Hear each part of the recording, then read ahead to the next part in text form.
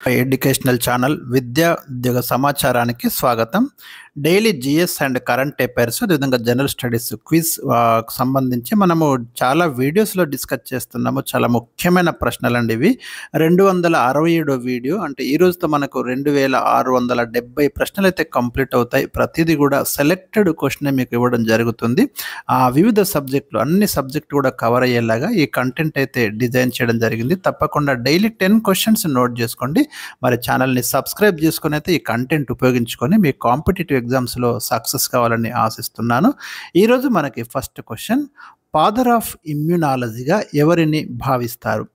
Immunity అంటే మనకు వ్యాధి నిరోధక శక్తి అండి. ఇమ్యూనాలజీ వ్యాధి నిరోధకత గురించి అధ్యయనం చేయడం, దాన్ని మనం ఇమ్యూనాలజీ అంటాము. ఫాదర్ ఆఫ్ ఇమ్యూనాలజీగా ఎవరిని భావిస్తారు అని ఇక్కడ ప్రశ్న ఇచ్చాను.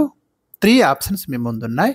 Edward Jenner, Louis Pasteur, William Harvey. Right answer అయితే మీరు గెట్ చేయండి. ఇక్కడ ఫాదర్ ఆఫ్ ఇమ్యూనాలజీ అని మనం ఎడ్వర్డ్ జెన్నర్ని భావిస్తాం. ఎందుకంటే మొట్టమొదటిసారిగా ప్రపంచంలో వ్యాక్సిన్ని ఆవిష్కరించడం జరిగింది. ప్రపంచంలో తొలి వ్యాక్సిన్ సృష్టికర్త ఎడ్వర్డ్ జెన్నర్ 1796లో. మరి ఫాదర్ ఆఫ్ వ్యాక్సిన్ అని కూడా పిలుస్తాం మనం. స్మాల్ పాక్స్ వ్యాక్సిన్ అండి. మశూచికి మొట్టమొదటిసారిగా ఎడ్వర్డ్ జెన్నర్ మనకి ఈ వ్యాక్సిన్ కనుక్కోవడం జరిగింది. ప్రపంచంలో మొట్టమొదటిసారిగా మరి నిర్మూలించబడిన వ్యాధి కూడా స్మాల్ పాక్స్ అండి ఈ వ్యాక్సిన్ ద్వారా. ఫాదర్ ఆఫ్ యాంటీబయాటిక్స్ అనేమో మనం అలెగ్జాండర్ ఫ్లెమింగ్ని పిలుస్తాం. ఇది కూడా గుర్తుంచుకోండి ఇక్కడ. ఎందుకంటే పెన్సిలిన్ ప్రపంచంలోనే మొట్టమొదటి యాంటీబయోటిక్ ఇది. 1928లో అలెగ్జాండర్ ఫ్లెమింగ్ అయితే పెన్సిలిన్ కనుక్కున్నాడు. 1796లో ఎడ్వర్డ్ జెన్నర్ వ్యాక్సిన్ కనుక్కున్నాడు. అతన్ని ఫాదర్ ఆఫ్ ఇమ్యునాలజీ అని పిలుస్తున్నాం. ఇక మీకు విలియం హార్వే మానవ శరీరంలో రక్త ప్రసరణ వ్యవస్థను గురించి మరి కనుక్కోవడం జరిగింది. లూయిస్ పాశ్చర్ ఏమో కుక్క కాటుకు రేబీస్ సంబంధించి వ్యాక్సిన్ అయితే కనుక్కోవడం జరిగింది. క్వశ్చన్ నెంబర్ 2, 1985 అక్టోబర్లో ఏర్పడిన ఎన్ఎస్జి నినాదం ఏమిటి? నేషనల్ సెక్యూరిటీ గార్డ్స్ అంటామండి. మనకి ఇండియాలో ఉన్నటువంటి ఒక పవర్ఫుల్ సెక్యూరిటీ వింగ్ ఇది. ఎన్ఎస్జి దళాలు అంటాం, ఎన్ఎస్జి కమాండోస్ అంటాం వీళ్ళను. ఇది 1985లో ఏర్పడింది. దీని యొక్క మోటో వచ్చేసి మనకి సర్వత్రా సర్వోత్తం సురక్ష అనేది దీని యొక్క మోటో అండి. ఈ మధ్యకాలంలో కాంపిటేటివ్ ఎగ్జామ్స్లో ముఖ్యంగా మీరు డిఎస్సిలో గమనిస్తే చాలా వాటి యొక్క మోటో అడిగాడు. సిఆర్పిఎఫ్ అని, ఆర్పిఎఫ్ అని ఇట్లాంటి.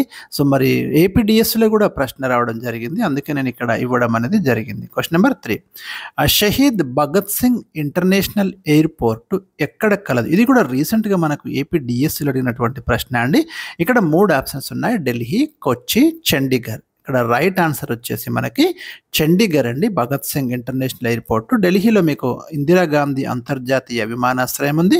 కొచ్చిలో నెడుంబస్సరి ఇంటర్నేషనల్ ఎయిర్పోర్ట్ ఉందండి. ఇది కూడా మనకు ప్రీవియస్ డిఎస్సి క్వశ్చన్ స్కూల్ అసిస్టెంట్లో. Question number 4, RBI digital security ఆర్థిక మోసాలపై అవగాహన కొరకు ప్రారంభించిన వాట్సాప్ ఛానల్ ఏది? ఇలాంటి చాలా ఇంపార్టెంట్ అండి.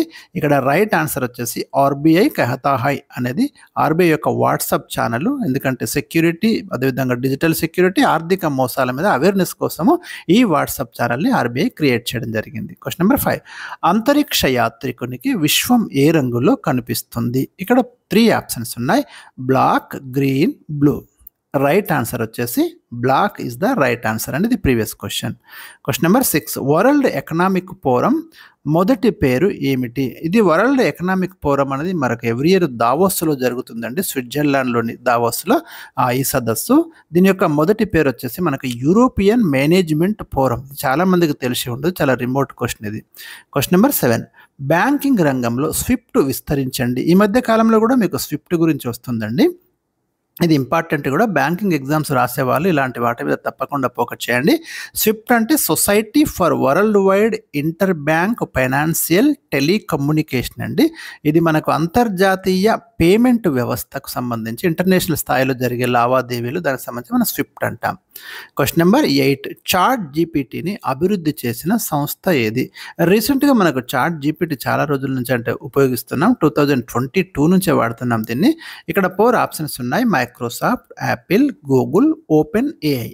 చాట్ జీపీటీని అనే కృత్రిమ మేధను మనకి అభివృద్ధి చేసిన సంస్థ ఓపెన్ ఏ అండి. ఇది గుర్తుంచుకోండి. క్వశ్చన్ నెంబర్ 2022లోనే మనకు దాని యొక్క CEO Sam Altman. Question number 9, chat GPT full form ఏమిటి? Chat generative free training transformer అండి చాట్ జీపీటీ యొక్క ఫుల్ ఫామ్. క్వశ్చన్ నెంబర్ 10, భారత ప్రభుత్వం ఏ భాషను జాతీయ భాషగా గుర్తించింది? 4 ఆప్షన్స్ ఉన్నాయి. హిందీ, ఇంగ్లీష్, సంస్కృతం, ఏది కాదు.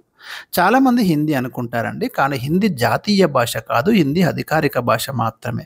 రైట్ ఆన్సర్ వచ్చేసి ఏది కాదు అనేది రైట్ ఆన్సర్ అండి.